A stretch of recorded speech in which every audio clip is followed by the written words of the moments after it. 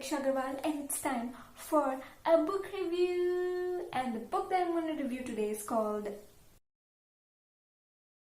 The Curious Incident of the Dog in the Nighttime. Is a book about another book which is being written by a 15-year-old boy whose name is Christopher.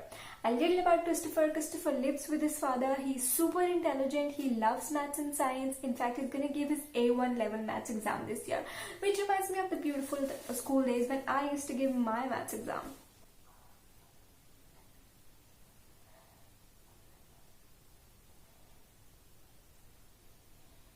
Now, Christopher suffers from a mild form of autism where in certain social situations he gets super awkward and a little deranged.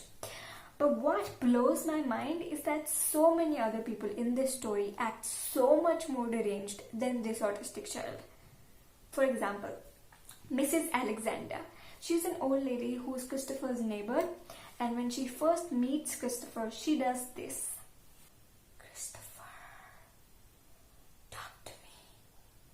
Let's be friends, shall we? I don't know you. I don't talk to strangers. Stranger danger. Oh, but I know plenty about you. I know you like computer games. I watch you every day from my street through the window of your room. Also, she feels it's okay for her to spill on Christopher that his mother, who is now dead, or is she, before she was dead, was having an affair with one of their other neighbors called Mr. Shares, who was at that time already married to guess who? Mrs. Shares, which brings me to another extremely deranged human in this story, Mrs. Shares. Mrs. Shares loves her dog as much as one loves Parval. Exactly, she does not.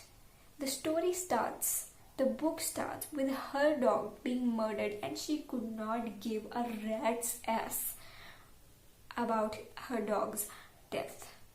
More than that, when little Christopher tries to investigate the murder of her dog Wellington, she calls the police on him.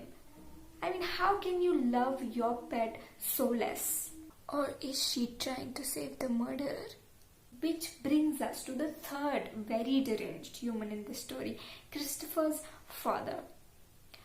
Christopher's father is a lying liar. You see, Christopher does not like being lied to because he's an honest kid and he expects the same from his loved ones. But his father has told him such insane and evil lies which could fucking impact his existence. He has lied so much, he shouldn't even be called dad anymore. He should be called bad dad. Bad dad? So now if I start to tell you the story, it's a murder mystery. So there are going to be a lot of spoilers, which I don't want to give.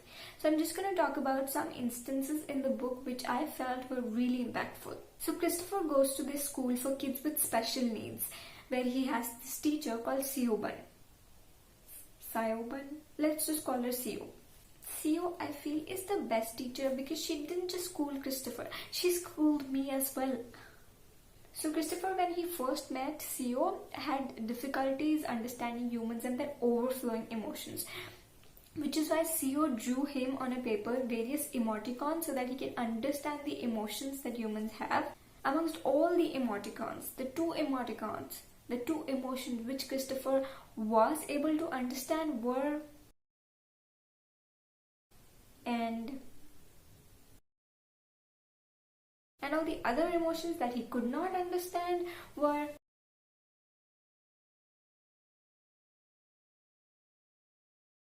Sio also tells Christopher something really important, something which I think is very essential for any human being to survive. Siobhan tells Christopher that sometimes when a person raises one eyebrow at a time, this expression may mean that he or she wants to have sex with you. Which I feel makes so much sense.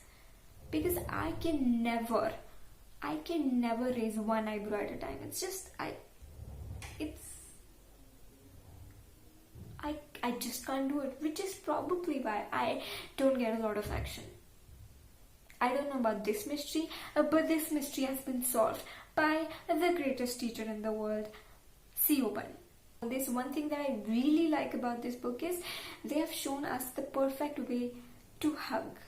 So Christopher doesn't like being touched, so whenever someone wants to hug him, what Christopher does is he spreads his hand out in a fan and the other party does the same, and then both the parties, they touch the tip of their fingers. Ladies and gentlemen, the best way to hug.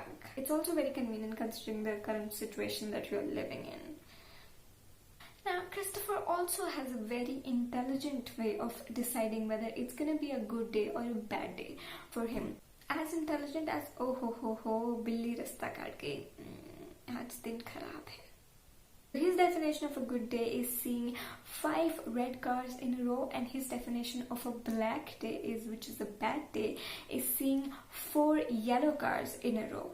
Christopher doesn't really like humans. So apart from being a murder mystery, this book is a commentary on how dogs are better humans than humans. Before giving my final thoughts, I would like to give you 2 warnings about this book. If you want to read this book called The Hound of Baskervilles of Sherlock Holmes and you haven't already read it, please read it before reading this book, because Christopher has given all the spoilers of that story in his story. I don't know why. Second, Christopher loves maths and science a lot. So there are like 2 to 3 pages of a problem being solved, a lot of x's and y's and n's and iotas and betas. All in all, it's a good book. It's a great read. It's very honest and it's very genuine. I would recommend everyone to read this book, because I didn't want to give you any spoilers, but I will leave you with this one sentence though. This book starts with a dead dog and ends with an alive someone who was presumed dead. That's it. Thank you so much for watching. Please like, share, comment, subscribe, and please put in the comments below how you felt about this video, and if there's any other book that you would like me to review, please leave this in the comment below and I'd be happy to do so. And I will see you next week. Bye.